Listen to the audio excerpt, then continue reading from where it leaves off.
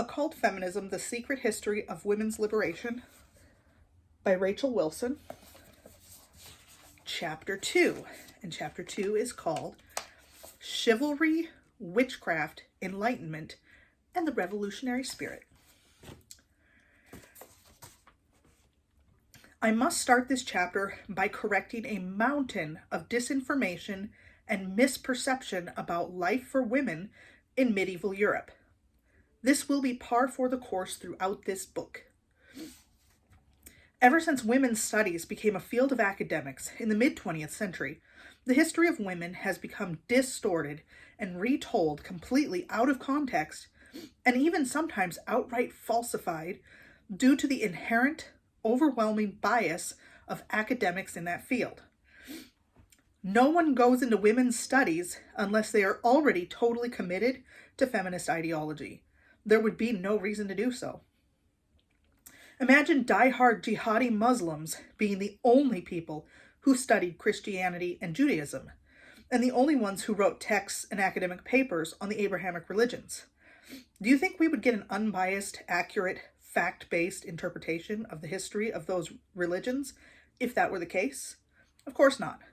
This is the effect that the women's studies has had on what most of us now believe when we think of women in history. Feminists don't even really deny this.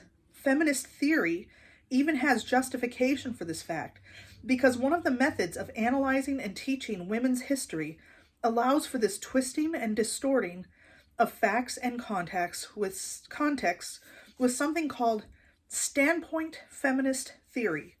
That's a fancy way of saying that feminists are allowed to interpret facts differently, also known as changing or falsifying them, because in their worldview, or from their standpoint, history did not really happen that way. This is part of postmodern philosophy, which rejects objective truth and asserts that each person's experience is the only truth. So anyone educated or brought up in popular Western culture after about 1970 has been taught a deceptively manipulated and contrived version of what life was like for women prior to the 19th Amendment. If you were to ask a random sampling of 10 people on the street to briefly describe what life was like for women prior to women's liberation, they would probably say that women were oppressed, abused, and didn't have any freedom at all. They might say women could not have careers, own property, or choose their spouse, and that they were trapped in abusive marriages, raped by anyone and everyone, including their husbands, and forced to give birth on a continuous basis until they died in childbirth. You might hear that they were not allowed any sort of education, were not allowed to speak publicly, or have any assets. Essentially, a life of slavery, abuse, servitude, and misery is what will be described to you. Rhetoric like this was repeated to me throughout my formative years and reinforced by Hollywood movies. After the attack on the World Trade Center on September 11th, 2001, this narrative was further reinforced and inflamed by anti-Islamic rhetoric, which flooded the West. You would frequently hear about Islamic barbarians in the Middle East and their horrific treatment of women, which would be followed by suggesting that every Western woman count her lucky stars, that she wasn't born in an Islamic country where she couldn't enjoy the freedom and equality Western women do, thanks to feminism. I never questioned it. It was the only narrative I had ever heard. It never occurred to me that much of it was false, and most of the rest of it grossly distorted or twisted to propagandize and promote an agenda. Since feminists in women's studies programs have commandeered the history of women and how it is taught, the popular view is that women were essentially slaves who had no human rights prior to the 1920s. In addition, most people don't understand that the rights of all people have fluctuated throughout history, depending on the time and place in which people lived. Feminist academics refuse to acknowledge all the things women could and did do throughout history, and the considerable power and influence held by women since the dawn of civilization prior to the last century. The reason for this is their incredibly myopic view of freedom where womanhood is concerned. To a modern feminist, the only dimension of women's lives worth evaluating when it comes to determining their level of autonomy is that of sex and reproduction. If women were not encouraged toward rampant sexual promiscuity and proudly shouting their multiple abortions, everything else about their lives was irrelevant, and they were captives of the brutal patriarchy. For instance, women in ancient Egypt could own property and sign legal contracts. Egypt had multiple female rulers, even as far back as 1800 BC. Women in ancient Sparta owned significant amounts of land, and ancient Greece had female mathematicians like Theano of Crotona and female astronomers such as Aglaonike. I'm probably pronouncing that wrong. Hypatia was a female mathematician, astronomer, and philosopher who lived in Egypt a few hundred years before Christ. Ancient Persian women could own and inherit property and could hold occupations outside the home, including management positions over both male and female workers. Roman women similarly could own property and businesses and obtain divorces. Likewise, in the European Middle Ages, middle-class women owned and ran businesses, and they could own and inherit property if they were single or widowed. Married women were seen as one legal entity with their husbands. Gasp! Which, of course, is seen as slavery by modern feminists.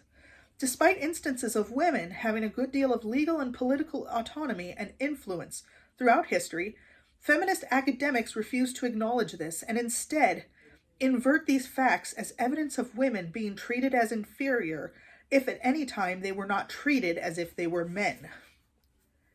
Herein lies the essential underlying flaw of the feminist view on women's rights. None of the things I just mentioned are considered relevant if the women of history were held to any standard of moral sexual conduct whatsoever, or if abortion was not treated as a sacrament.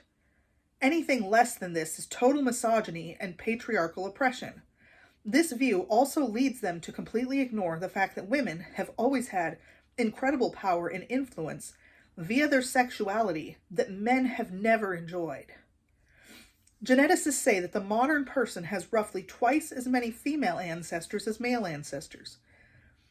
This is because throughout history, more women were able to reproduce than men.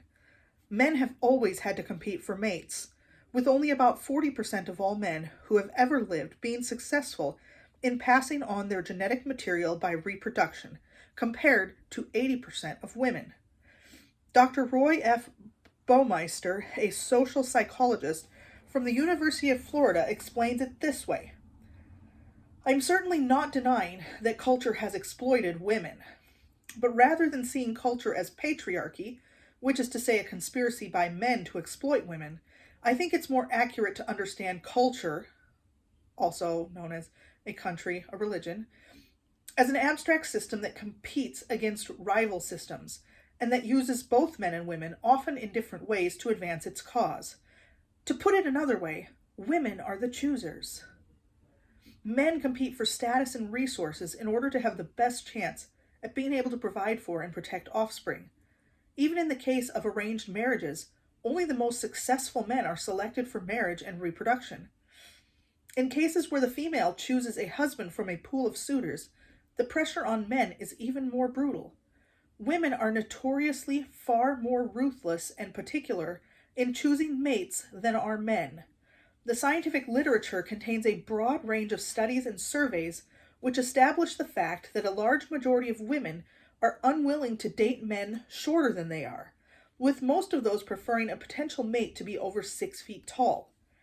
Studies have also found women have lofty standards on how deep a man's voice should be, how often he can smile, how much hair he must have, and of course, how much money he needs to make in order to find a willing participant in the mating game. For women, the requirements are far lower. While physical attractiveness and social status may earn a woman a higher status male with more resources, women historically had to do little more than be physically capable of bearing children in order to do so. Bearing a child may be of little to no value at all according to the modern feminist, but it has been an enormous advantage to the female sex since the dawn of time to be twice as successful at reproduction than men. I could argue that this fact alone swings the overall balance of power in women's favor throughout history, but if you add to this men's overwhelming inclination to die just to win the affections of women, I think it's easy to see just how much of the bigger picture feminism ignores when making assertions that history is a story of intentional plotting by men to control and subjugate women. A new favorite pastime of feminist academics is to rewrite history in order to obscure any other view. An example of this is seen with the chivalric code of medieval Christian Europe. Since the only interest of feminist academics is to portray the story of humanity as a plot by men to enslave women, they want to destroy any notion of past cultures having any benefit to women whatsoever. This has led to numerous books, articles, and speeches in recent years describing chivalry as a wrongly romanticized institution of toxic masculinity. They certainly don't want young girls daydreaming of being courted by heroic knights and treated with honor. Feminists have been famously accused of killing chivalry, so they have no choice but to paint it as a villain that needed to die. But the chivalric code was much more than romantic rules of courtship between knights and ladies. It was a code of honor and rules for battle that held knights to extremely exacting standards of conduct and demanded that one be willing to go bravely to his death rather than violate the code. Chivalry started as a code for the conduct of knights 1,000 years ago and evolved over the centuries into a specific code of conduct explained by scholar Leon Galter in 1891 as follows. Thou shalt believe all that the church teaches, and thou shalt observe all its directions. Thou shalt defend the church. Thou shalt respect all weaknesses, and shalt constitute thyself the defender of them. Thou shalt love the country in which thou wast born. Thou shalt not recoil before thine enemy. Thou shalt make war against the infidel without cessation and without mercy. Thou shalt perform scrupulously thy feudal duties, as if they be not contrary to the laws of God. Thou shalt never lie, and shalt remain faithful to thy pledged word. Thou shalt be generous, and give largesse to every one. Thou shalt be everywhere, and always the champion of the right and the good against injustice and evil. There is an intense debate among scholars on the writings of the Middle Ages and their accounts of chivalry and the behavior of knights, but this code was at least a general cultural idea that helped shape the modern idea of gentlemanly behavior and courtship up until feminism overtook the West. As far as my mention of it here is concerned, you can see that chivalry painted a picture of the ideal man as one who bravely protects all those weaker than himself, even unto death, as a means of preserving the world built around him for the glory of God. It's hard to argue that being expected to sacrifice your very life to protect those who cannot protect themselves from harm, namely women and children, is an exploitation of those same women. It is especially true given the endless invasions of enemy hordes into Europe during this period who frequently did kidnap and enslave conquered women and children. Imagine any code in history that held women to such fixed standards of conduct and required the sacrifice of their very lives in defense of others.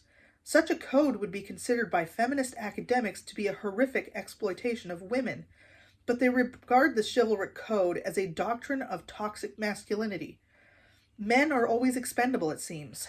Nobody is arguing that life was a piece of cake for women in the Middle Ages, but that's not because of some campaign by misogynists to exploit and oppress them. Being a man in the Middle Ages was no great privilege either. Again, feminists ignore the fact that under feudal systems, the rights of people were not split only along the lines of sex and gender.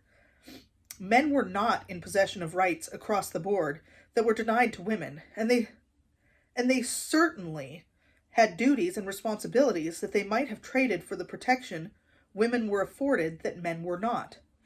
Instead of favoring the power dynamic between sexes in proper context, a favorite tactic of female supremacists is to bring up the persecution of witches that occurred in the Middle Ages as a sort of whataboutism to combat defense of chivalry, and to perpetrate the myth that simply being female meant brutality at the hands of the patriarchy.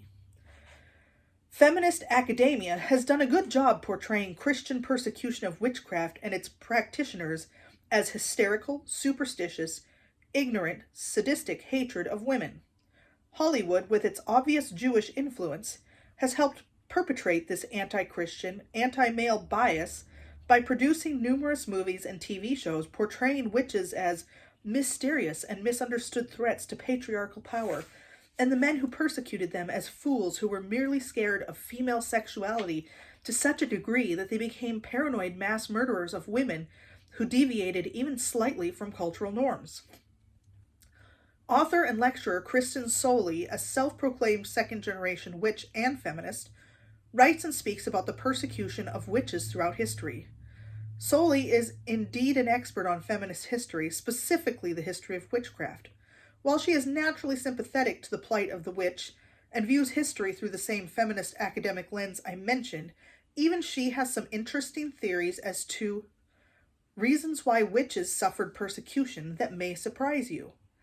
You might have heard that midwives were often suspected of witchcraft and put on trial because men of the era were so ignorant and terrified of female sex organs that midwives must be somehow tainted by merely viewing them during childbirth.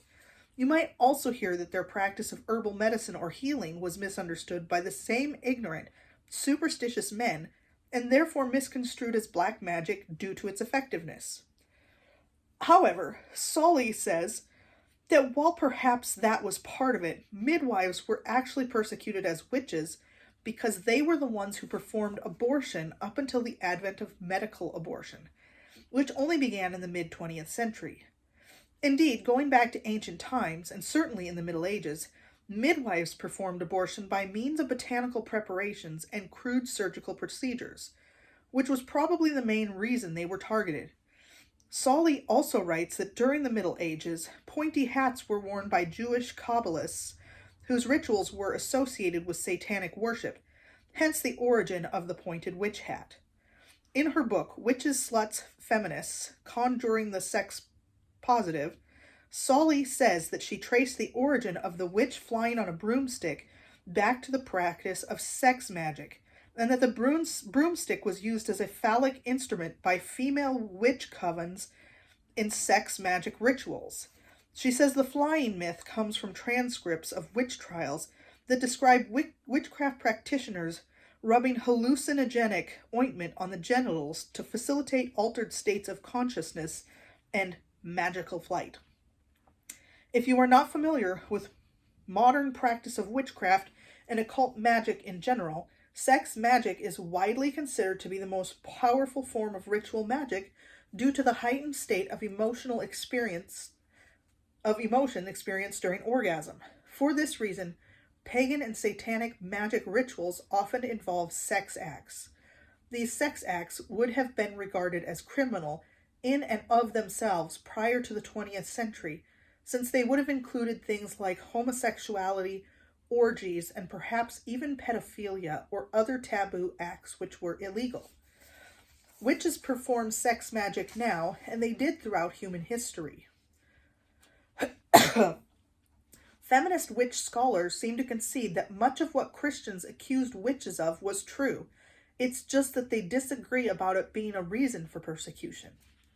They see it as a religious superstition and injustice. While I agree that there were some bizarre Inquisition methods, and most definitely wrongful convictions, and that death would be considered an unduly harsh penalty in modern times, things like abortion and sex magic would be obvious violations of law in a Christian monarchy. Therefore, it seems disingenuous at best to frame persecutions of witchcraft practice as superstitious hysteria on the part of knuckle-dragging Christian cavemen, especially given the fact that Christians had not long ago fought to convert Europe from paganism to Christianity. Of course, reflecting on these times through the lens of a feminist, postmodernist, Enlightenment worldview that sees scientism as rational and religion in general as ignorant foolishness, it is easy to assert that laws against witchcraft were misogynistic in nature. It is also worth noting, even though the majority of people put on trial as witches were women, somewhere around 10 to 15% were men. I would argue that the ancient Christian view of such anti-Christian practices was the correct one, and that modern Christians have been conditioned by Enlightenment ideas, which now permeate the West, to view pagan and satanic ritual magic as harmless hippie gardening aesthetics.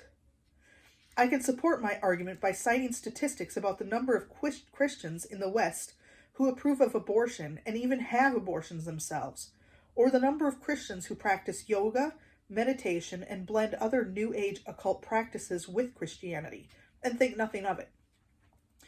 Western Christians are sexually liberated as well, with the vast majority engaging in sex outside marriage and having children out of wedlock. These things are so pervasive and obvious that I think it would be repetitive and unnecessary to bore you with statistics. But Christianity, before the age of so-called Enlightenment, rejected these things. So in our present secular age, laws against witchcraft are easy to portray as some kind of crazy patriarchal oppression. What about women who weren't witches? Were they burnt at the stake for merely participating in any traditionally male activity? Were they drowned for leaving the kitchen without a baby on each hip? Well, no, they were not. The first female professional writer of Middle-Age Europe was a woman named Christine de Pizan, born in Italy in 1364. She was raised and lived most of her life in France. She was widowed at the age of 25 when her husband died of the plague, and she began writing romantic ballads for the French royalty to support herself and her 3 children. Apparently, not all single working moms were put to death by the patriarchy, even in the 14th century, as your women's studies professor might have you believe. Christine de Pizan was very well educated by her father, who supported her literary pursuits, to the dismay of Christine's mother, who thought she should do women's work, like weaving. The patriarchy wins again. De Pizan's ballads about courtly love were a common theme for French troubadours of the area, further proving that romantic ideals of courtship were indeed a part of chivalric culture of Europe at that time. She wrote 2 best-selling books, which are now considered to be masterpieces of early feminist literature, and tell stories of women doing strong woman things. One of these, Book of the City of Ladies, was written as a response to a tirade against women written by a man. The book was a medieval clapback, a direct confrontation to what Christine saw as the misogyny of her day. Based on what I had been told by feminists about medieval life for women, I thought surely Christine was hanged for such blasphemy against the patriarchy, or at least returned to the kitchen and chained to the stove. But to my surprise, she became the darling of the French royals and was commissioned to write pieces on topics including ethics of war, virtue, philosophy, and even an homage to Joan of Arc. She gained fame across Europe, with intellectuals keeping her works in their libraries.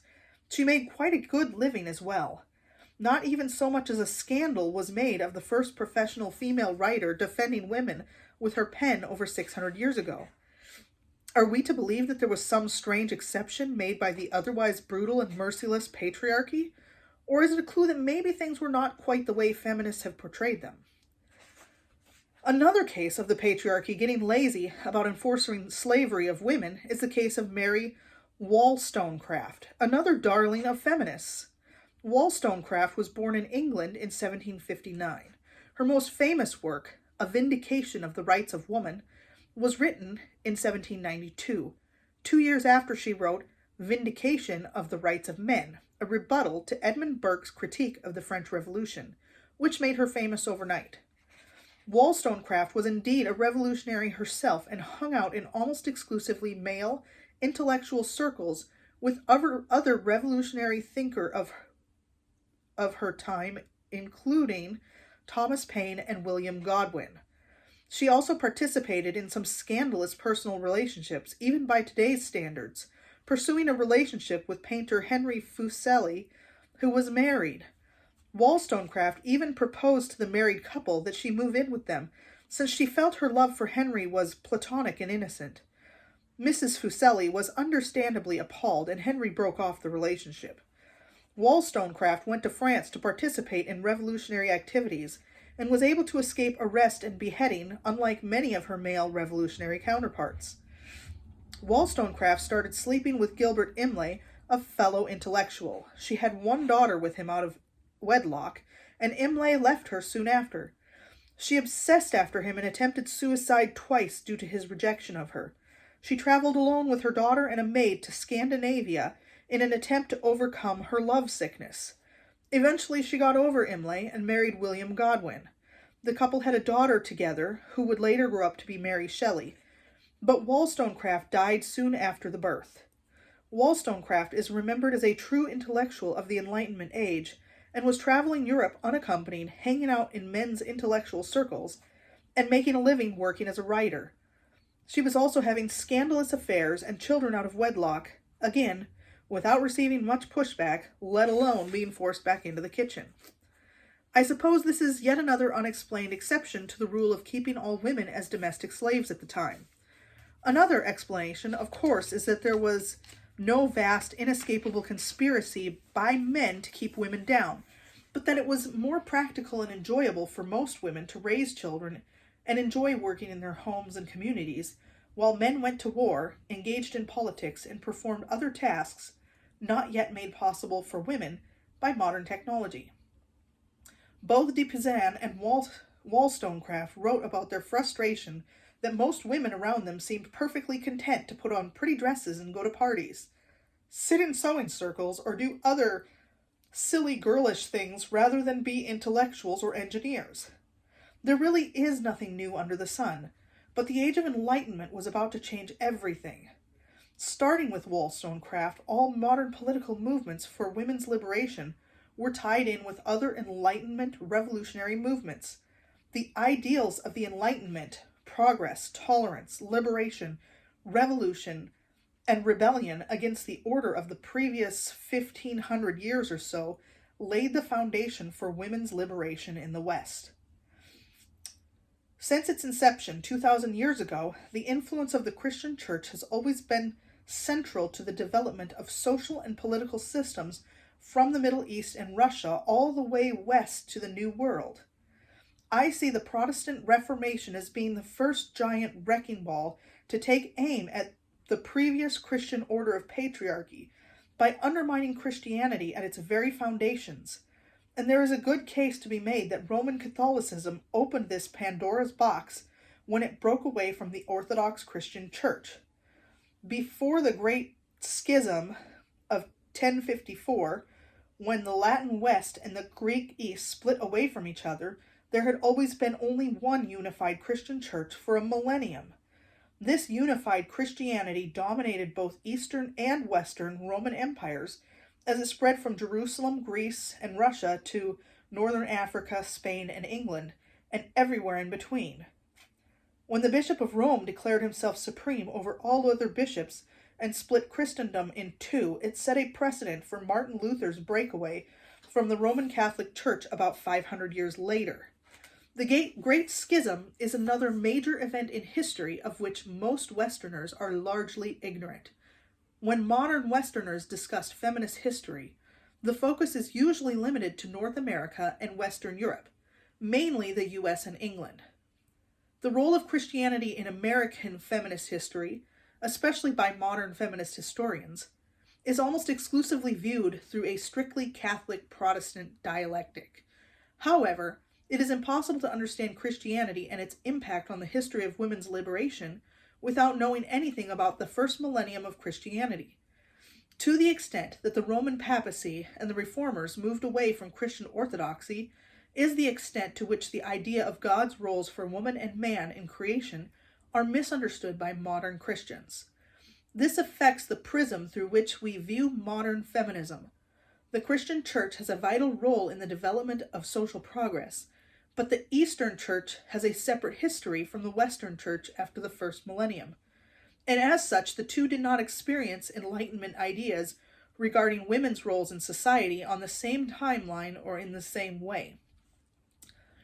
Papal innovations and changes to a millennium of established Christian orthodoxy led to what the Reformers saw as corruption and abuse of power by the Roman Catholic Church in Western Europe. We can look to letters between the Greek Orthodox bishop and leaders of the Reformation from that time period to see that the Eastern Orthodox were very sympathetic to the criticisms of the papacy by Reformers, but that Western Christianity had already moved far enough away from its Eastern origins for the bishops of the East to offer support or communion with Reformers. Church tradition in Orthodoxy had remained intact for over 1,500 years. Because of this, mutual opposition to the papacy was not enough to unite the Reformers with the Orthodox Church. Enlightenment ideas of individualism, tolerance, and progress were beginning to manifest within the Protestant churches, creating deep theological divides with Eastern Orthodox Christianity. Central to these differences was the belief of Reformers that each individual could interpret religious truth on his own, and Congregationalist ideas of each church separately governing its own affairs independent of any sort of hierarchy, free to create its own doctrine, tradition, and worship style. Many Enlightenment interpretations of Christianity resulted in reemergence of old heresies, which had already been condemned by Orthodox Christianity in the first millennium, such as Arianism, Nestorianism, and Universalism, but developed these ideas further by filtering them through Enlightenment liberation theology. This application of Enlightenment individualism to Christian theology resulted in instantaneous fragmentation of Protestant Christianity, since each person was now allowed to interpret Scripture for himself and reject all previous dogma and tradition. Many new churches were formed based around cults of personality. Protestants began to separate into endless fragments from the very start, with Lutherans or Anglicans persecuting and killing Anabaptists, Quakers, and Puritans, who came to the American colonies in search of freedom from such persecution. The most persecuted sects of new Protestant Christianity were the most radically liberal and placed a heavy emphasis on social justice, progress, and tolerance. Radically liberal Protestant women from these sects played a key role in the women's suffrage movement, which was about to open the floodgates of New Age occultism in the West and give birth to the reemergence of witchcraft and goddess worship. The spirit of revolution and rebellion that found its first human host in the first woman, Eve, was about to be unleashed on the world, changing it forever. That is... Oh, my foot fell asleep. That is the end of chapter 2. Stay tuned. More chapters are coming.